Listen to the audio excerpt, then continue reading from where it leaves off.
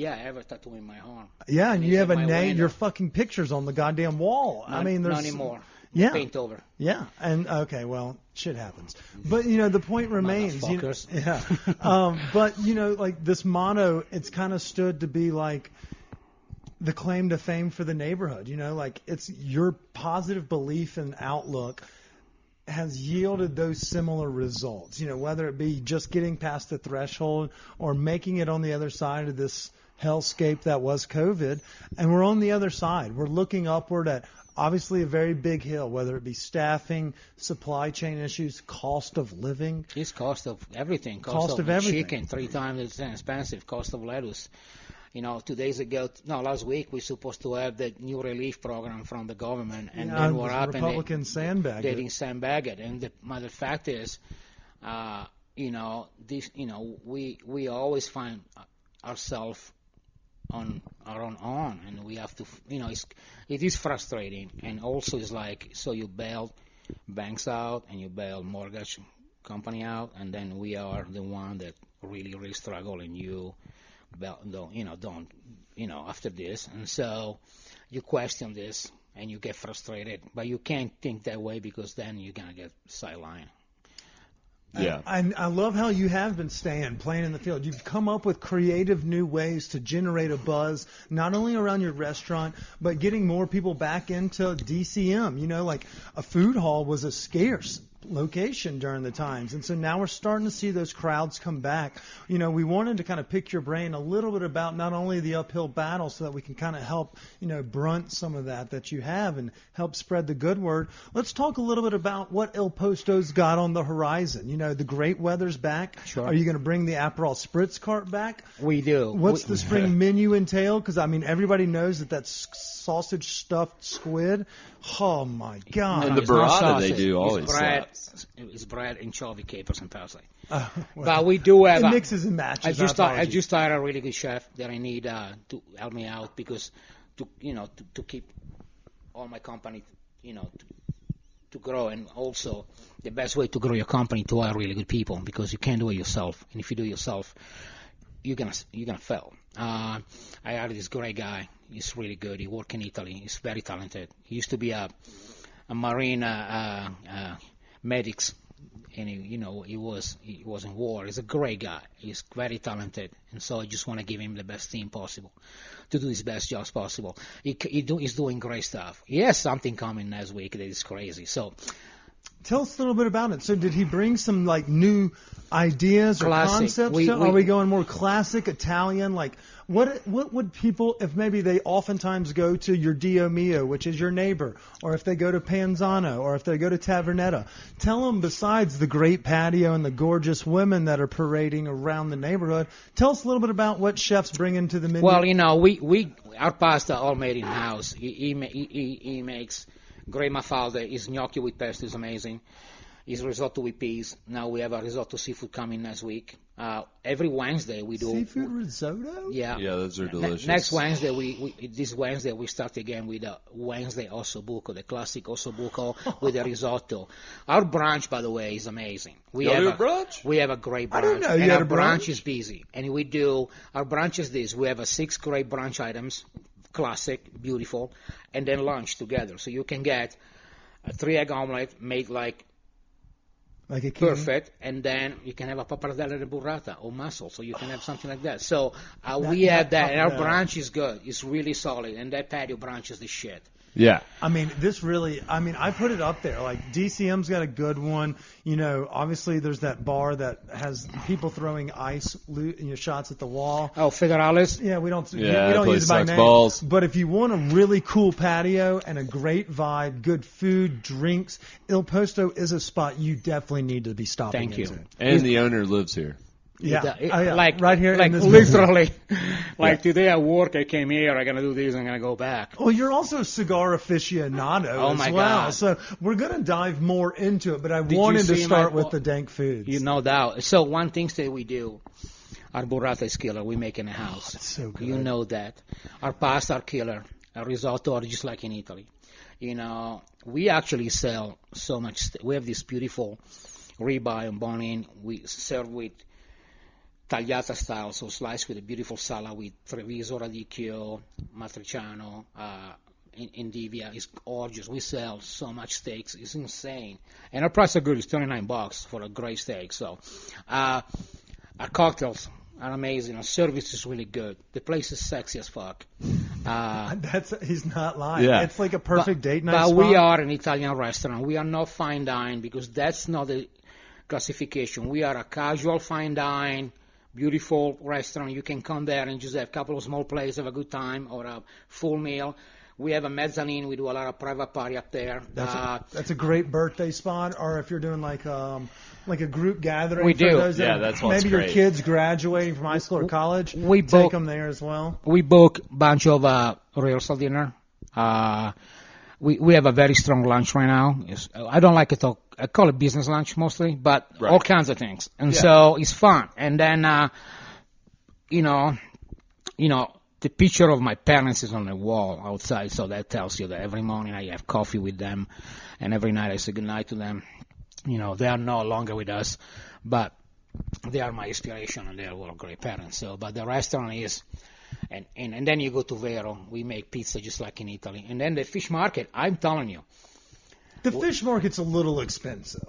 Dude, I mean, I get fish you're- is expensive, but I let me get it, tell you, but, like, it's like, fuck. my fish tacos, I sell 200. I buy 200 pounds a week in cod only for fish tacos, And you move all of it? all of it. So people are believing in it, even if I haven't. We gotten change. We have fish delivery every day. You got diarrhea? What? one. No, I said I just haven't gotten behind it yet. Like, so if I You go got for, to. I will. I'll have to My dive fish back in. tacos are big. There's a 14 bucks, 3 tacos, and there's a meal. Okay, that's not a bad deal. See, And I didn't know the fish market was like serving food. I thought had it the was. ceviche. No. I thought it was more of a place you go and like No, dude. grab. Dude, It's next to the butcher shop. I sell fish taco like crazy. I sell shrimp tacos like crazy. I made probably the best fish and chips in town. No question about it. It's amazing. It's take you up huge. on What that. French fries do you use for your chips? Or do you mean chips like? Wait, yeah. No, we use waffle fries. Oh fuck yeah. Okay. And then we make a great clam chowder.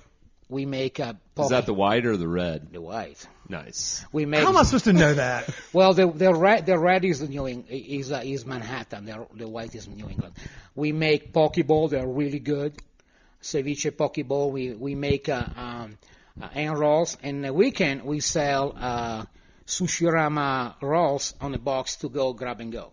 Shout out to our boy Okay. Jeff. I didn't realize. So we do a lot. And then Nice. that place is 550 square feet and it's busy. When I say it's busy, I'm saying it's busy. Yeah, I mean the place is popping over there. Okay, I have one request before we talk into all things Frizzi. Sure. You know how y'all do burrata with like the harder chip kind of stuff? De lavage. De lavage. Okay, I needed to know what that term was.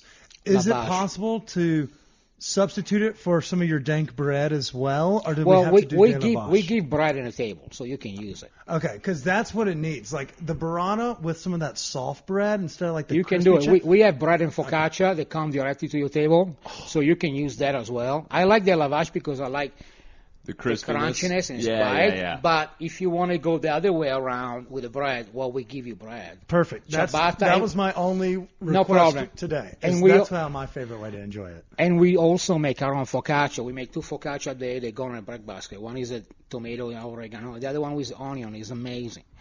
Genovese style, super good. I will say, I think I've been to Il Posto quite a few times, but I think the most memorable dish I had was a calamari dish that Yeah, you guys did. my stuffed calamari. Yeah, I that's said what that. it is. I- Oh, you did? I said that earlier, and he corrected me on Well, what the it's not stuffing was. sausage. Okay, well, I was wrong. It's I'm- like a I'm bread fucking- stuffing, yeah? Yeah, it's bread, Yeah. caper, Fuck anchovy, parsley, garlic, olive oil, and wine. Yeah. Now, fuck you. But it is. I made that dish plus the pappardelle from the first day when I opened Il Posto in 17. Everything and the burrata. Everything else is, we change it. Yeah. But those ones stay. I mean, that's who we are. That's Il Posto.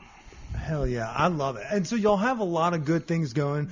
And if y'all are looking for a gig, if you're looking to join a team that, really they all row in unison, they're all on the same page, and you have a leader that will go to bat for you and is always there to, if you need someone to lean on, if you've had a tough day, if you have a cunt of a client or a customer, he's there to back you up. It's not the customer's always right. No, it's not. It's not. Yeah. I told my people the customer is not always right. Now, we dare to make the customer as happy as we can, but it's not always right. Hell yeah. And true story. If you're looking for an awesome team to join, or if you're just looking for a great date night, rehearsal dinner, whatever it may be, give a shout to our friends over at Il Posto. Go reservation Il Posto Denver.com, open table.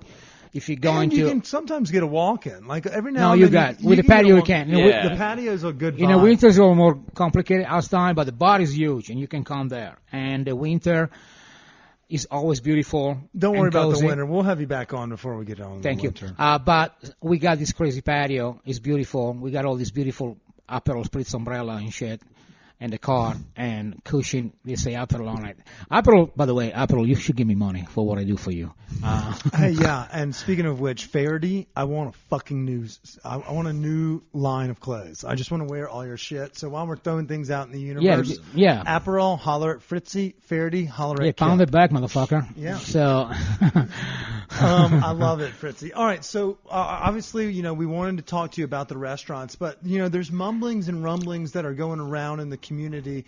Everybody knows that you have one of the best selections of cigars. You throw some of the craziest late nights in the neighborhood, but you've got a lot of other personal projects that you're about to launch. I do. I have one, actually. So tell us a little bit about what you got on the docket. Okay, so this is interesting, and it doesn't want to sound that I'm egotistical or try to find it. Don't worry. They listen to me all week. They know what egotistical really looks from like. From an ego guy to... So I'm starting my own podcast, and it's going to be in June. And it's called From Nowhere to Somewhere. It's nothing to do with food. And nothing to do with wine. It's nothing to do with restaurant service. It's to do with the fact is, I like to talk to people that went from nothing to something. What I'm most interested in the conversation is not the success, is what they did when they almost give up. What was the moment not to give up and to actually make it? It was a person, it was a moment, it was multiple individual. What it was the moment that you went from eating shit, almost leaving everything and lose everything, but then the moment that don't let you give up.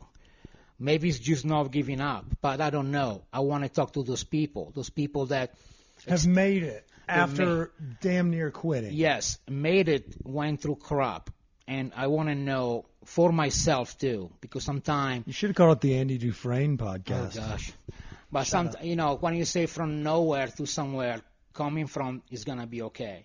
It's gonna be okay can only go so far because clearly struggle is always arising. But I want to know, as a personal experience, what was the moment? How did you do it? Because I know for a fact that if you go through shit and you take shortcuts, you take bad money and whatever, you're going to pay the price.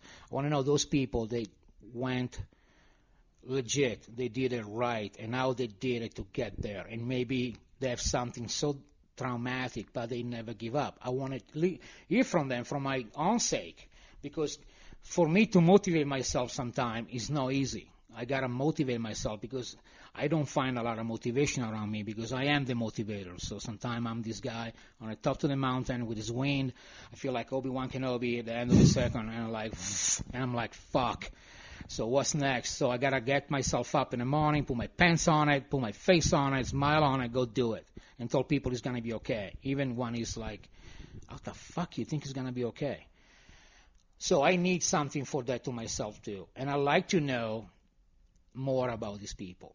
Also, I think that it's important for me to expand myself, not only doing what I do all the time. I mean, I work in my restaurants all the time, but I need to get myself out a second. That doesn't mean I'm not gonna work like the same. I will, but I need to. Right, get but myself, you need another creative outlet. I do, and I don't want to Good do verbiage, friend. anything that is cheesy or crappy, but something that I like to. Wait, talk is that about. a shot at us doing something cheesy and crappy? Absolutely.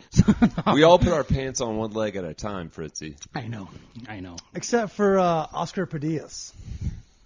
Well, Kip and I would love to come on as going from nowhere to somewhere I because just we're invite still you. not there yet, but We're- we can tell Yeah, you but the see, We're on the midway road. point. Yeah, I know cue the something. David Byrne. I know something for fact.